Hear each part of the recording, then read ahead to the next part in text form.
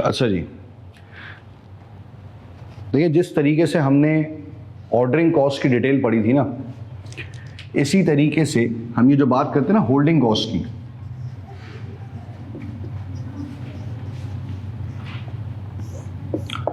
एक particular unit को अपने पास रखने की कॉस्ट। होल्डिंग कॉस्ट बेसिकली क्या है? एक यूनिट को अपने पास रखने की जो कॉस्ट होती है उससे हम बेसिकली किसका नाम देते हैं? उसे हम होल्डिंग कॉस्ट का नाम देखते हैं। तो जब भी हमने एक यूनिट अपने पास रखना होता है ना, तो याद रहे कि वो यूनिट अपने पास जब हम रखते हैं तो that cost will be considered as your holding cost, सही ना? उसे हम बेसिकली किसका नाम देते हैं? उसे हम होल्डिंग कॉस्ट का नाम दे रहे होते हैं। अब होल्डिंग कॉस्ट जो हम बनाते हैं ना, जैसे फॉर एग्जांपल मैंने आपको बताया कि holding cost per unit is 2.35 या 3 या 3.75 या 4, what ever the amount is. लेकिन जब हम ये बनाते हैं ना होल्डिंग कॉस्ट, कि भाई होल्डिंग कॉस्ट बेसिकली इतनी है, तो वो होल्डिंग कॉस्ट असल में 3, 4, 6 चीज़ों का मिक्सर होता है, सही ना? वो होल्डिंग कॉस्ट असल में क्या होती है मेरे भाई? 3, 4, 6 चीज़ों की मिक्सर होता है। और वो मिक्सर बेसिकली क्या क्या चीज़ों का आ जाता है? मैंने कहा देखो इसमें मल्टीपल चीज़ें आ जाएंगी। जैसे इसमें वेयर हाउस रेंट आ जाएगा। अगर आपने वेयर हाउस रेंट पर लिया हुआ है तो वेयर हाउस का रेंट आ जाएगा। अगर वेयर हाउस परचेज्ड है तो इसकी जगह क्या आ जाएगा? इसकी जगह डेप्रिसिएशन आ जाएगा, सही ना? अगर आपने वेयर हाउस क्या किया हुआ है मेरे भाई? रेंट पर लिया हुआ है तो वेयर हाउस का रेंट आ जाएगा। और ऑटोमेटिकली अगर आपने उसको परचेज किया हुआ है तो उसकी क्या आ जाएगी मेरे भाई? उसकी डेप्रिसिएशन आ जाएगी। इसी तरीके से वेयर हाउस की पूरी सिक्योरिटी, जो भी आपने कैमरे शैमरे लगाए हुए हैं, कोई गार्ड शार्ड खड़ा किया हुआ है, उसका खर्चा है। फिर उसके बाद वेयर हाउस के यूटिलिटी बिल्स, अच्छा वेयर हाउस यूटिलिटी बिल्स यानी कि जो भी उसकी लाइट चाय पानी का जो भी खर्चा होगा वो सारा उसके अंदर रिकॉर्ड किया जाएगा। और फिर इसी तरीके से इसमें आ जाता है material and warehouse insurance. अगर आपने उसको इंश्योर्ड करवाया ना, ज़्यादातर ये होता है कि वेयर हाउस में किसी भी खतरे से रिलेटेड आप बेसिकली क्या करते हैं? खतरे से रिलेटेड आप उसको इंश्योर्ड करवा लेते हैं कि यार खुदा ना खास्ता कोई हादसा वादसा हो गया और उसके अंदर जितनी भी चीज़ें हैं वो तबाह बर्बाद हो गई या उसकी बैंड बच गई, तो इससे बेहतर ये है कि मैं उस वेयर हाउस को क्या करवा लूँ? इंश्योर्ड करवा लूँ, ताकि अगर कोई नुकसान होगा भी तो मुझे उसके अगेंस्ट में क्या मिल जाएगी मेरे भाई? मुझे उसके अगेंस्ट में इंश्योरेंस की अमाउंट मिल जाएगी, सही ना? मुझे उसके अगेंस्ट में क्या मिल जाएगा मेरे भाई? मुझे उसके अगेंस्ट में इंश्योरेंस की अमाउंट मिल जाएगी। तो मुझे ये टारगेट सेट करना है, ठीक है ना? तो that is known as your material and warehouse insurance. ठीक हो गया। और फिर इसी तरीके से उसमें एक चीज आती है, that is financing of material.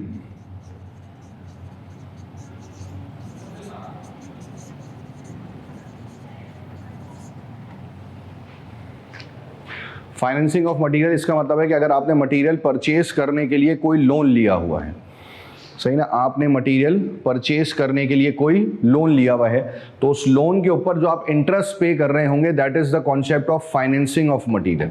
आप उसके ऊपर अगर कोई इंटरेस्ट पे कर रहे होंगे तो that will be considered as your financing of material. तो ये तमाम चीज़ें मिलाकर फिर हम क्या डेवलप करते हैं? मैंने कहा जी ये तमाम चीज़ें मिलाकर फिर हम डेवलप कर रहे होते हैं होल्डिंग कॉस्ट। इन तमाम चीज़ों के कॉम्बिनेशन से हमारे पास क्या आती है? इन तमाम चीज़ों के कॉम्बिनेशन से हमारे पास होल्डिंग कॉस्ट क्रिएट की जा रही होती है।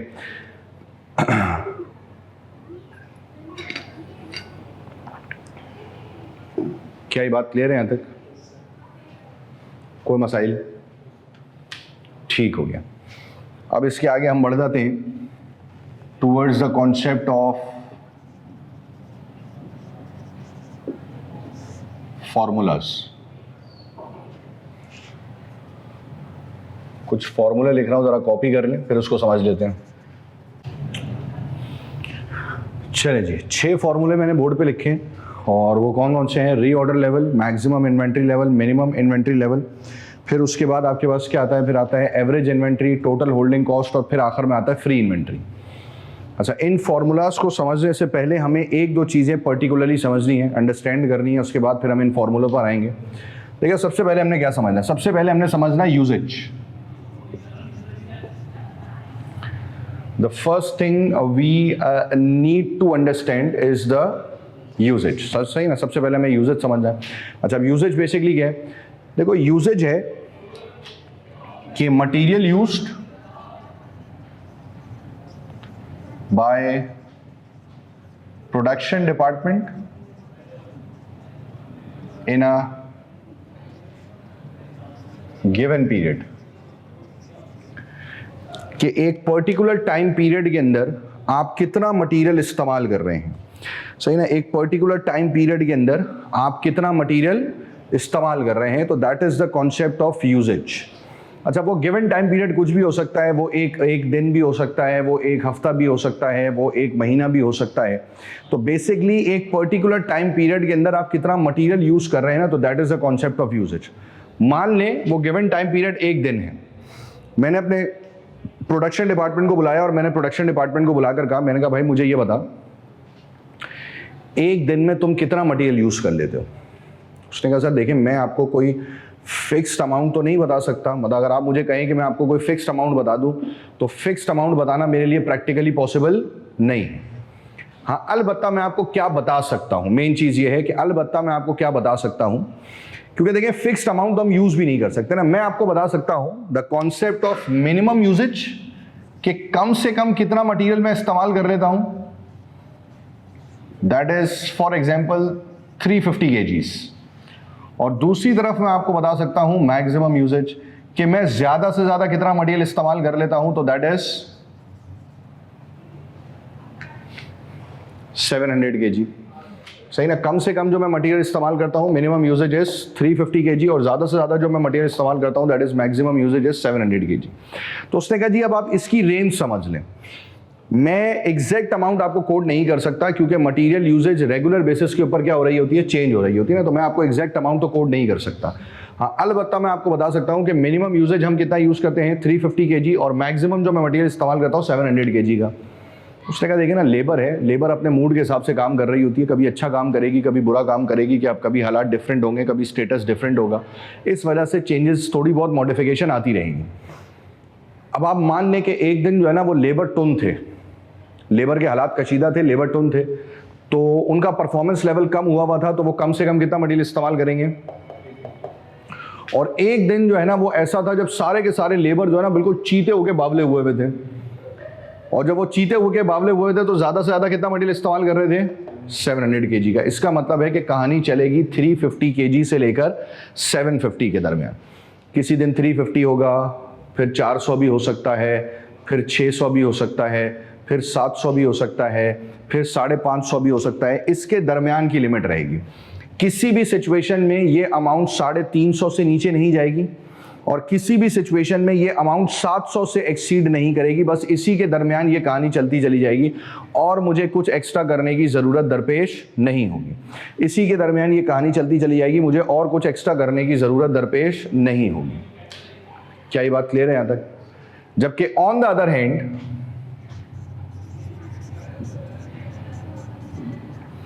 एक और कॉन्सेप्ट आता है, दैट इज लीड टाइम। अच्छा, व्हाट इज लीड टाइम? देखो, lead time is the time difference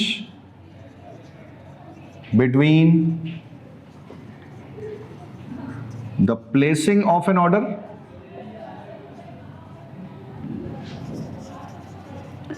and the receipt of an order. Time difference between the placing of an order and the receipt of an order. जिस दिन आपने order place किया और जिस दिन आपने order receive किया, जिस दिन आपने ऑर्डर प्लेस किया और जिस दिन आपने ऑर्डर रिसीव किया, इन दोनों के दरमियान का जो टाइम डिफरेंस होता है उसे हम बेसिकली किसका नाम देते हैं मेरे भाई? उसे हम लीड टाइम का नाम देते हैं। सही ना, जिस दिन आपने ऑर्डर प्लेस किया है और जिस दिन आपने ऑर्डर रिसीव किया है, इन दोनों के दरमियान का जो टाइम डिफरेंस है that will be considered as your lead time. उसे हम पर्टिकुलरली किसका नाम देंगे? मैंने कहा जी उसे हम सिंपल सा नाम दे रहे होंगे, that is the concept of lead time. और कुछ करने की जरूरत ही दरपेश नहीं होगी। क्या ये बात क्लियर होती है यहां तक? अच्छा जी, जैसे देखिए ना, आप कोई ऑनलाइन चीज मंगवाते हैं, कोई भी, डिफरेंट वेबसाइट्स हैं, अली एक्सप्रेस है, दराज है और बहुत सारी चीजें हैं। जब आप ऑनलाइन कोई चीज मंगवाते हैं तो वो आपको एक फिक्स टाइम देते हैं क्या, कि एग्जैक्ट इतने दिन में पहुंच जाएगा? देखो, वो कभी भी फिक्स टाइम नहीं देते, वो बेसिकली आपको रेंज देते हैं 1 से 2 दिन में पहुंचेगा, 2 से 4 दिन में पहुंचेगा, 3 से 6 दिन में पहुंचेगा। मसला क्या है कि जब आपने एक ऑनलाइन ऑर्डर प्लेस किया ना, तो वो आपको एक एग्जैक्ट अमाउंट नहीं बता सकते। इसी तरीके से मैंने फ़ोन उठाया और मैंने सप्लायर से पूछा, हाँ भाई सप्लायर भाई मेरे बेटे, अगर मैं तुझे आज के दिन में ऑर्डर प्लेस करूं तो तू मुझे बता कि तू कितने दिन में मुझे ये ऑर्डर पहुंचा देगा, एग्जैक्ट बता। उसने कहा सर एग्जैक्ट पॉसिबिलिटी नहीं है ना, मैं आपको रेंज बता सकता हूं। रेंज में एक चीज आएगी, that is known as minimum lead time, कम से कम। उसने कहा जी कम से कम मैं आपको ये ऑर्डर पहुंचा दूंगा 4 दिनों में, और ज्यादा से ज्यादा तीर मारा ना, मतलब बहुत ही हालात कोई कशीदा हुए, तो maximum lead time will be 10 days. 4 से 10 दिनों में ये ऑर्डर आपके पास होगा। मैंने कहा भाई ये 4 से 10 दिन क्यों? उसने कहा देखें समझें, डिफरेंट सिचुएशन है। आपने कॉल की, ऑर्डर प्लेस किया, मेरे पास ट्रक खाली खड़ा हुआ था, ड्राइवर वेला बैठा था, मैंने फ़ोन रखते ही आपका माल उस पर चढ़ाया, ट्रक निकाल दिया, तो आपके पास ऑर्डर कितने दिन में पहुंच जाएगा? 4 दिन में। उसने कहा आप दूसरी कहानी समझें, आपने मुझे फ़ोन किया, ऑर्डर प्लेस किया, मेरे सारे ट्रक गए हुए थे, अब वो ट्रक आएंगे, ड्राइवर थोड़ी देर रेस्ट करेगा, मैं आपका माल लोड करूंगा, फिर वो आपका माल लेकर निकलेगा, तो ऑटोमेटिकली आपके पास माल पहुंचने में कितने दिन लग जाएंगे? 10 दिन लग जाएंगे। तो उसने कहा जी ये रेंज आप अपने जहन में रखें कि 4 से 10 दिन के अंदर अंदर जो है ना वो आपको माल रिसीव्ड हो जाएगा। किसी भी सिचुएशन में 4 दिन से पहले आपके पास माल पहुंच ही नहीं सकता। कुछ भी कर लेना, जितनी भी धाबड़ धूज आपने मचानी है आप मचा लें, 4 दिन से पहले माल नहीं पहुंचेगा और 10 दिन से ज्यादा डिले नहीं होगा। मैंने कहा अच्छा जी ठीक है। अब मैं आया किस पर? रीऑर्डर लेवल पर। देखो MA1 में हम थोड़ा बहुत पढ़कर आए हुए हैं। मटेरियल परचेज कौन करेगा? Purchase department. अपने पास संभाल के कौन रखेगा? Store department. उसे इस्तेमाल कौन करेगा? Production department. ठीक है ना, ये सारी चीज़ें पर्टिकुलरली जो है ना वो हमें पता है। अच्छा, अब सिचुएशन पर्टिकुलरली क्या होगी? अब सिचुएशन पर्टिकुलरली ये होगी कि भाई रीऑर्डर लेवल के केस में मटेरियल ख़त्म होने वाला है, ये बात सबसे पहले किसको पता चलेगी? ये बात सबसे पहले पता चलेगी स्टोर डिपार्टमेंट को। मटेरियल ख़त्म होने वाला है, ये बात सबसे पहले किसको पता चलेगी मेरे भाई? स्टोर डिपार्टमेंट को। तो स्टोर डिपार्टमेंट ने ना अपने जहन में एक अमाउंट सेट करनी है कि यार वेयर हाउस में कितना मटेरियल बाकी होगा कि मैं नए माल का ऑर्डर प्लेस कर दूं। वेयर हाउस में कितना मटेरियल बचा हुआ हो कि मैं नए माल का ऑर्डर प्लेस कर दूं, ताकि जब तक वो नया माल मुझ तक पहुंचे मेरे पास ये पुराना वाला माल आसानी से क्या हो चुका हो? खत्म हो चुका हो, यूज हो चुका हो। लेकिन ऐसी भी सिचुएशन ना हो कि ये माल पड़ा हुआ है, नया माल आ जाए तो वेयर हाउस में माल बहुत ज्यादा हो जाएगा, ये भी रिस्क है। और ऐसी सिचुएशन भी ना हो कि जब तक मेरे पास नया माल पहुंचे मेरे पास पुराना वाला माल खत्म हो चुका हो। सर अगर पुराना वाला माल खत्म हो जाएगा, मटेरियल खत्म हो जाएगा, तो लेबर तो आइडल टाइम पे चला जाएगा, और आइडल टाइम पे वो वेला बैठा हुआ होगा, कंपनी उसे पैसे पे कर रही होगी, ये उसके लिए अल्टीमेटली क्या होगा मेरे भाई? नुकसान होगा ना। सही, ये तो सीधा सीधा उसके लिए नुकसान है। तो उसने कहा कि भाई मुझे एक ऐसा लेवल सेट करना है, मुझे ऐसे नंबर ऑफ यूनिट सेट करने हैं जो मुझे पता हो गया अच्छा जब वेयर हाउस में इतने यूनिट्स बाकी होंगे ना तो मैं नए माल का ऑर्डर प्लेस कर दूंगा, ताकि जब तक नया माल पहुंचेगा और मैं आराम से सुकून से पुराने वाले माल को क्या करता जाऊंगा मेरे भाई? मैं आराम से सुकून से पुराने वाले माल को यूज करता चला जाऊंगा, यूटिलाइज करता चला जाऊंगा। That is the concept of reorder level, जिसका फॉर्मूला बनता है maximum usage multiply by maximum lead time. मैंने दोनों चीजों की मैक्सिमम क्वांटिटी सोची। देखो मैक्सिमम यूजेज कितनी है? 700 kg। मैक्सिमम लीड टाइम कितना है? 10 दिन। 700 इंटू 10 कितना हो जाएगा? 7000। इसका मतलब है कि अब वेयर हाउस ने ना अपने जहन में एक अमाउंट सेट कर ली कि जब वेयर हाउस में 7000 kg रह जाएगा ना, जब वेयर हाउस में 7000 kg रह जाएगा तो मैं नए माल का ऑर्डर प्लेस कर दूंगा। जब वेयर हाउस में क्या रह जाएगा? 7000 kg रह जाएगा तो मैं नए माल का ऑर्डर प्लेस कर दूंगा। जब तक वो नया माल मुझे रिसीव्ड होगा तब तक पुराना वाला माल इस्तेमाल हो जाएगा। पहले दिन 700 kg निकलेगा, दूसरे दिन 700 kg निकलेगा, तीसरे दिन 700 kg निकलेगा, चौथे दिन 700 kg निकलेगा, और इस तरीके से करते करते करते जब 10वें दिन आखिरी 700 kg निकल रहा होगा ना, जब 10वें दिन आखिरी 700 kg निकल रहा होगा तो मेरे पास नया माल क्या हो रहा होगा? मेरे पास नया माल जो है ना वो रिसीव्ड हो रहा होगा, ऑर्डर रिसीव्ड हो रहा होगा। तो that is the concept of reorder level. उससे हमने रीऑर्डर लेवल का कॉन्सेप्ट दे दिया, फॉर्मूला बना दिया, maximum usage multiply by maximum lead time. क्या ये बात क्लियर हो गई? फिर दूसरे नंबर पर आता है मैक्सिमम इन्वेंट्री लेवल। अच्छा, मैक्सिमम इन्वेंट्री लेवल का मतलब क्या है? देखो, मैक्सिमम इन्वेंट्री लेवल का मतलब ये है कि मेरे पास ज्यादा से ज्यादा कितना मटेरियल बाकी, मतलब मैं अपने पास ज्यादा से ज्यादा कितना मटेरियल स्टॉक में रख सकता हूं। मैक्सिमम इन्वेंट्री लेवल का मतलब है कि मैं अपने पास ज्यादा से ज्यादा कितना मटेरियल स्टॉक में रख सकता हूं। तो that is the concept of maximum inventory level. देखो, कभी कभार क्या होता है कि कंपनी को जो है ना वो अपने पास मटेरियल स्टॉक में परचेज करके रखना होता है, सही ना, उसे मटेरियल स्टॉक में परचेज करके रखना होता है किसी भी वजह से। जैसे फॉर एग्जांपल, अगर आपको लगता है कि जी फ्यूचर में प्राइस बढ़ने वाली है, सही ना, अगर आपको लगता है कि जी फ्यूचर में प्राइस बढ़ने वाली है तो मैं मटेरियल स्टॉक करके रख लेता हूं सस्ती प्राइस पर, और कल को जब प्राइस बढ़ेगी तो महंगे दामों पर बेच दूंगा। लेकिन उसके लिए मुझे ये जानना जरूरी है कि मैं मैक्सिमम कितना मटेरियल परचेज कर सकता हूं। मुझे उसके लिए ये जानना जरूरी है कि मैं मैक्सिमम कितना मटेरियल परचेज कर सकता हूं, मैं अपने पास कितना मटेरियल ज्यादा से ज्यादा स्टॉक में रख सकता हूं। तो that is the concept of maximum inventory level, सही ना, that is the concept of maximum inventory level. और बताओ मैक्सिमम इन्वेंट्री लेवल का फॉर्मूला क्या लगेगा?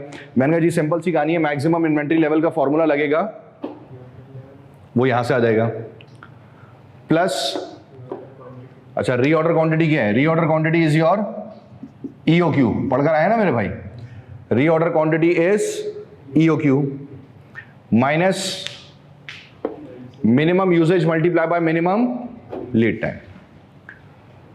फॉर्मूला अप्लाई करूंगा, आंसर कैलकुलेट हो जाएगा, और ये मुझे वो नंबर ऑफ यूनिट्स बताएगा जो मैं मैक्सिमम परचेज करके अपने पास रख सकता हूं।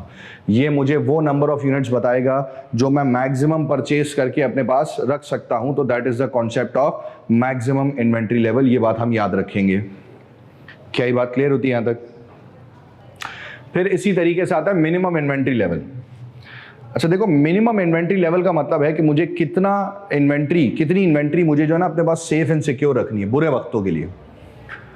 जैसे होता है ना कि घर में जब कोई राशन वाशन आता है ना, तो हर घर में ना अम्मी के कुछ बनाए हुए गार होते हैं, और अम्मी क्या करती हैं कि उस सामान में से, उस ग्रोसरी में से जो है ना कुछ सामान उठाकर घर के दरिंदों से छुपाकर उस गार में छुपा देती हैं, क्योंकि उनको पता है कि यार ये जो दरिंदे हैं ना ये बाहर दंदनाते हुए बाहर निकलेंगे और तबाही फेर के वापस अपने अपने बिलों में घुस जाएंगे।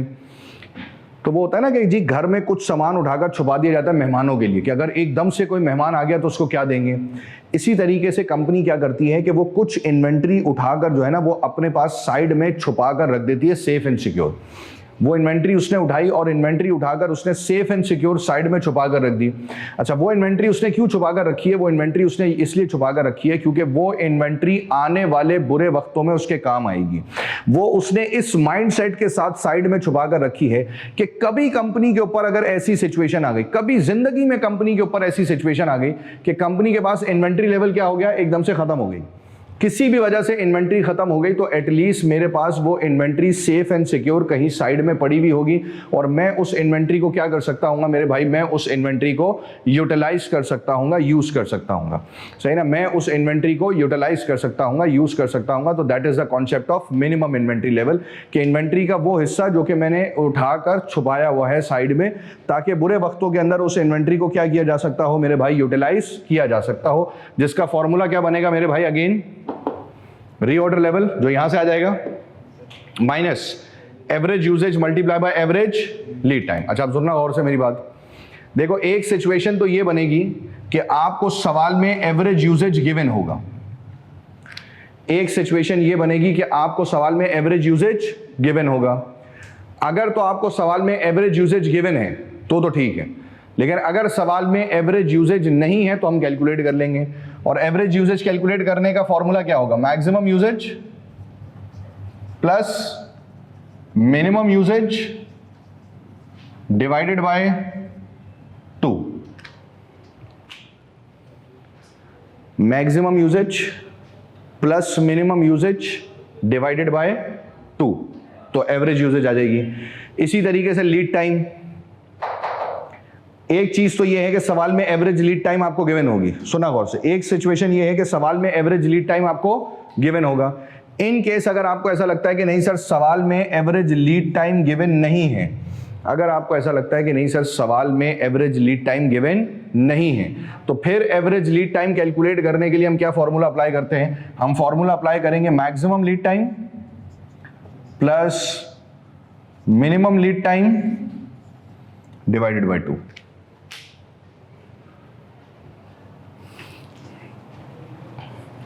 ठीक हो गया मेरे भाई?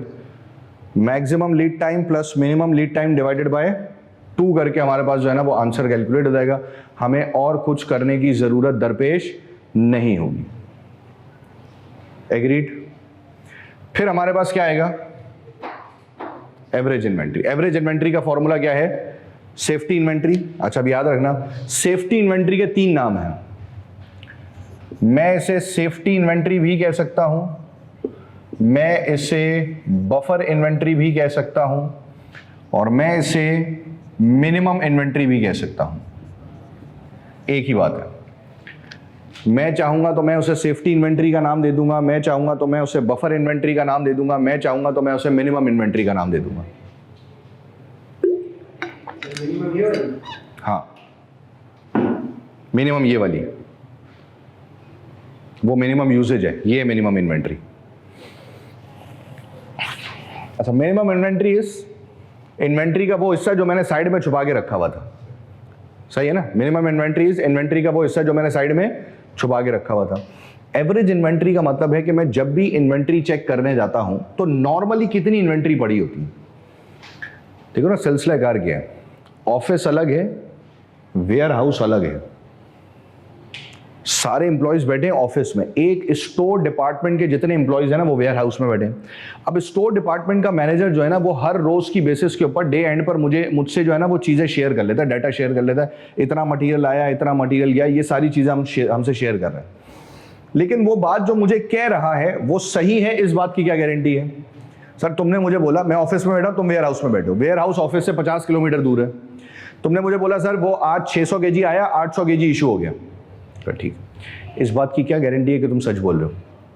तो मैं क्या करता हूं, मैं हर वीक या हर 15 दिन के बाद ना एक बंदा अपने ऑफिस से भेजता हूं वेयर हाउस सरप्राइज चेक के लिए कि बेटा जा और वहां जाकर चेक कर गया कि जो वो हमें डाटा भेज रहा है ये डाटा बिल्कुल सही है या नहीं है। इसे कहते हैं फिजिकल एग्जामिनेशन। फिजिकल एग्जामिनेशन का मतलब है कि मैं वेयर हाउस में जाऊंगा, स्टोर डिपार्टमेंट के मैनेजर को बोलूंगा बेटा निकाल, शाबाश, तेरे कंप्यूटर के हिसाब से इन्वेंट्री कितनी पड़ी हुई है। मैं उससे बोल लूंगा, शीट लूंगा और चला जाऊंगा अंदर वेयर हाउस में, और वेयर हाउस में जाकर उसके डाटा के हिसाब से मैं इन्वेंट्री को पॉइंट बाय पॉइंट क्या करूंगा, चेक करूंगा। मैं डाटा को पॉइंट बाय पॉइंट क्या करूंगा, चेक करूंगा, जिससे मुझे ये अंदाजा हो जाएगा कि वो ये बात सही कह रहा है या फिर गलत कह रहा है। सही ना? जिससे मुझे ये अंदाजा हो जाएगा कि वो ये बात सही कह रहा है या फिर गलत कह रहा है। तो जब वो चेक करने जाएगा ना तो मैं उससे पूछूंगा कि हाँ भाई तुम्हारे हिसाब से नॉर्मली कितनी इन्वेंट्री होती थी वेयर हाउस में? तो उसने कहा सर मैं जब भी जाता था ना तो सेफ्टी इन्वेंट्री तो होती ही होती थी, मैं जब भी जाता था सेफ्टी इन्वेंट्री तो होती ही होती थी ना, इसमें तो कोई दो राय नहीं है। हाँ अलबत्ता half of reorder quantity. Reorder quantity क्या था? ईओक्यू। ईओक्यू क्या है? जो हर ऑर्डर में तुम क्या मंगवाओगे मेरे भाई, हर ऑर्डर में तुम मटेरियल मंगवा रहे होगे। जो जिस ऑर्डर में तुमने मटेरियल मंगवाया था, ईओक्यू वही था ना, एक ऑर्डर में जो तुमने मटेरियल मंगवाया उसका आधा हिस्सा कहां पड़ा है? वेयर हाउस में। अब आपने कहा सर आधा हिस्सा क्यों? देखो भाई सिंपल सी कहानी, मैं इसकी एक्सप्लेनेशन कुछ इस तरीके से देता हूं कि मटेरियल खरीदने वाला शख्स अलग है और मटेरियल इस्तेमाल करने वाला शख्स अलग है। और ज्यादातर सिचुएशन में ये होता है कि जो मटेरियल इस्तेमाल करने वाला शख्स होता है ना, इसको मटेरियल खरीदे जाने वाले शख्स की कैलकुलेशन पसंद नहीं आती, परचेजिंग पसंद नहीं आती। आपकी अम्मी ने भेजा बाहर सब्जी खरीदने, आप गए और आप अपने हिसाब से ना कोई बहुत ही जालिम और तबाहकुन किस्म की सब्जी खरीद के लेकर आए। यानी कि आप रास्ते में सोचते हुए आ रहे थे कि आज तो जो है ना अम्मी मुझे अवार्ड ही दे देंगी, मैं ऐसी तबाहकुन किस्म की सब्जी लेकर आया हूँ।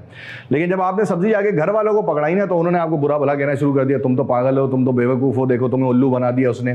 और तुम सोच रहे हो यार ये क्या मसला है? देखो ये मसला हमेशा से रहेगा।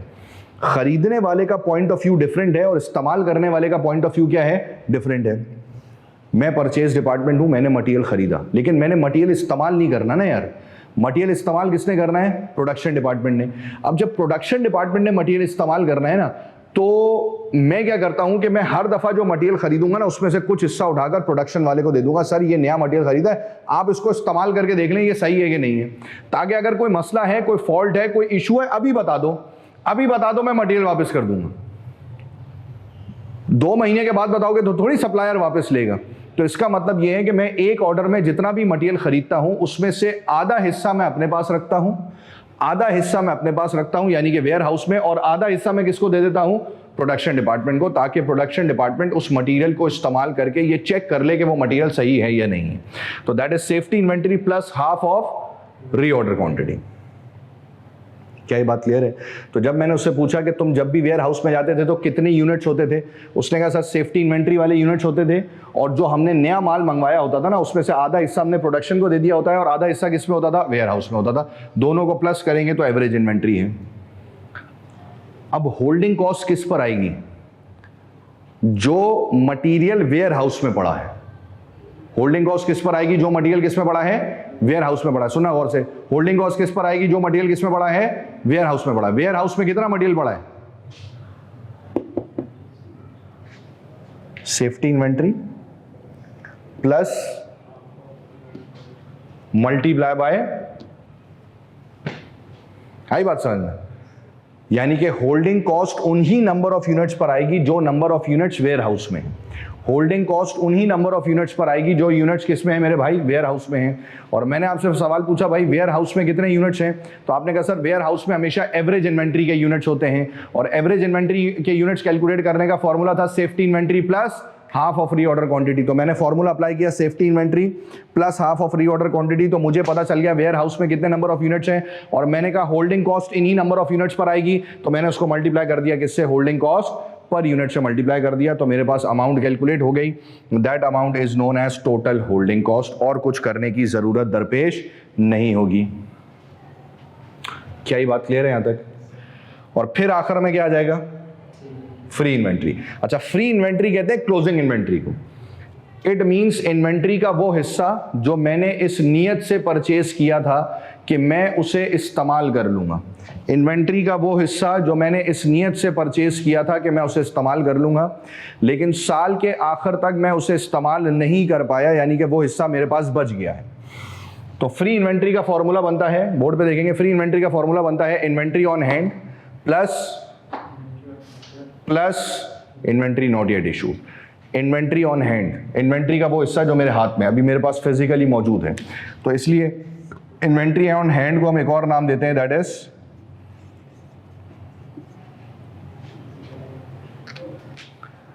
प्लस इन्वेंट्री ऑन, इन्वेंट्री का वो हिस्सा जिसका मैंने ऑर्डर दिया हुआ है लेकिन वो इन्वेंट्री अभी तक मेरे पास पहुंची नहीं। जब वो मेरे पास पहुंचेगी तो मेरे पास इन्वेंट्री का लेवल क्या हो जाएगा, बढ़ जाएगा, इंक्रीज हो जाएगा, इसलिए मैंने उसको प्लस कर दिया है। और उसमें से मैं माइनस कर दूंगा inventory not yet issued. Inventory not yet issued का मतलब क्या है कि प्रोडक्शन डिपार्टमेंट ने मुझसे इन्वेंट्री मांगी हुई है लेकिन मैंने अभी तक उसे इन्वेंट्री दी नहीं है, लेकिन फ्यूचर टाइम में मैं जैसे ही उसे इन्वेंट्री दूंगा तो मेरे पास से इन्वेंट्री का लेवल क्या हो जाएगा मेरे भाई, कम हो जाएगा, रिड्यूस हो जाएगा। तो मैं उसे इन्वेंट्री नॉट येट इशूड को अपने पास से क्या कर दूंगा, माइनस कर दूंगा, डिडक्ट कर दूंगा। तो that is the concept of free inventory. क्या ये बात क्लियर है? सिंपल सी कहानी आएगी, आपको ये फॉर्मूले याद करने। सवाल में डाटा होगा, डाटा अप्लाई करेंगे, आंसर कैलकुलेट होगा, जिंदगी पुरसुकून होगी। सवाल में डाटा होगा, डाटा अप्लाई करेंगे, आंसर कैलकुलेट हो जाएगा, जिंदगी पुरसुकून हो जाएगी, और कुछ एक्स्ट्रा करने की जरूरत दरपेश नहीं होगी।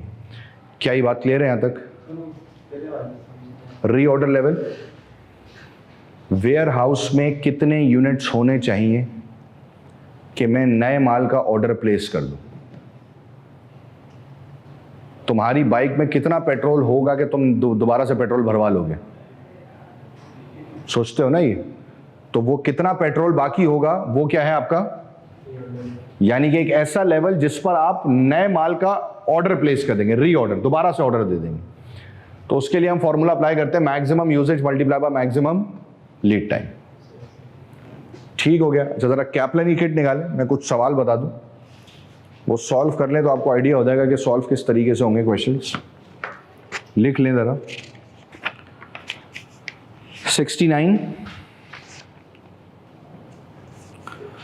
क्वेश्चन 69, 79, 81, 82, 85, 88, 93 और 97। जरा ये निपटा लें सवाल।